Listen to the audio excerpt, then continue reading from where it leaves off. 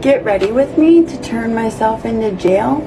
I am flying to Florida today to turn myself into jail for a warrant that I've had for the past 5 years. I lived in Florida for a year and a half. I was actively using, so I was hairless. I didn't care about anyone but myself. I worked at a hair salon, and one of my coworkers had a tip jar in their station, and I had taken $100 from them. They had called a team meeting the next day saying, you know, so-and-so is missing the money. Whoever did it, just own up to it, and then we'll just forget about it. So even though I was highly intoxicated, I do have feelings. So obviously I felt extremely guilty after. What I do is I just didn't show up the next day. And I ended up texting saying like, I'm so sorry, I was the one who did it. I was, you know, made up some story about how people were after me for all this money. Basically said that like I owed my dealer $500, so that's why I needed the money, which was not true.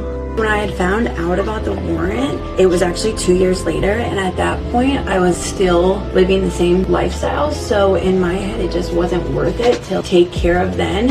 At that point, I had the mindset that I'm just never gonna go to the state of Florida. F Disney World, I'll avoid this forever. Later that year, I get pregnant with my son. The warrant was always in the back of my head, but I didn't think anything was gonna come of it.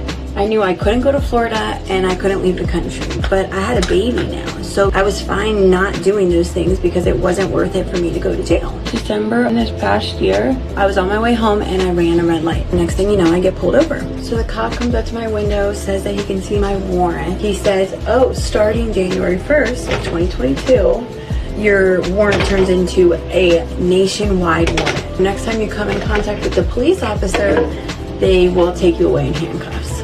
The state has already made up their mind that this is what they're going to charge me with. I have to make the warrant go away. That means the only way to do that is to go down to Florida and turn myself into jail. My charge is nothing huge. It is a felony, barely. They would take me down to the station, but they would never bring me to Florida and lock me up. So there's my how and why I'm turning myself into jail today. Approximately 70% of the 14.8 million Americans who abuse drugs are employed, and it's estimated that 80% of the drug abusers steal from their workplace to support their drug habit.